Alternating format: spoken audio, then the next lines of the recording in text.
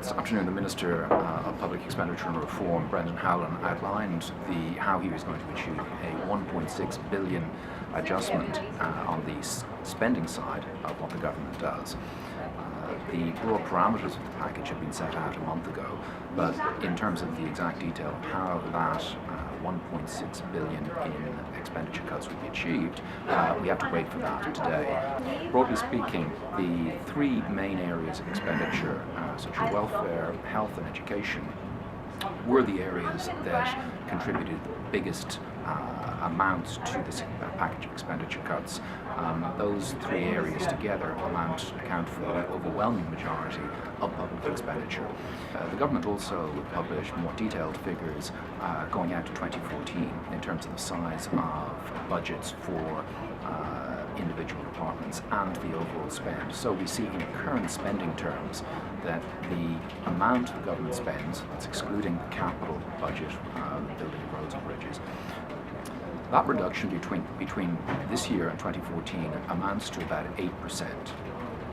If we look at the departments, big spending departments, we see that some departments will experience bigger cuts than others. The department to experience the smallest cut of 2.5% over 3 years in gross current spending is the Department of Education. The Department of Health will see a decline of 4%. The average, 8%, is more or less what the Department of Social Protection will see over that period of time.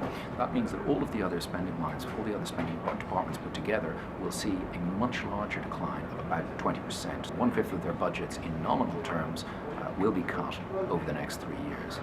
The government also published details of what it calls a comprehensive spending review. Both of the parties in the coalition committed to the idea of having a more radical review of expenditure when they were in opposition. That review was conducted over the summer and into early autumn. And today we got the most detail we've seen yet on that. It would appear that this is not as radical a reform as might have been anticipated.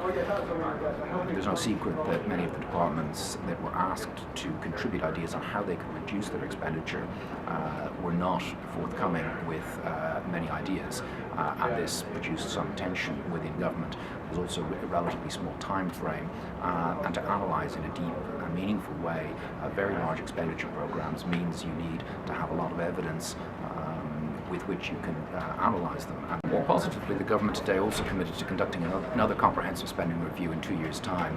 And this is normal practice in countries that initiate these kind of reviews every 2 and 3 years, 2 or 3 years. It's deemed to be a good idea to fundamentally reevaluate all spending programs to ensure that they continue to deliver, and those spending programs that aren't delivering or not delivering value for money should be reduced or cut altogether so that the money can be used in a more effective way. Along with the commitment to another comprehensive spending review in 2 years' time, the government set out a series of measures that are designed to improve the way public finances are managed. Many of these, for example, seek, instead of looking at departments considering the amount of money that they receive, that a greater focus is on their output rather than their input. And again, that is very much best practice in most of our peer countries.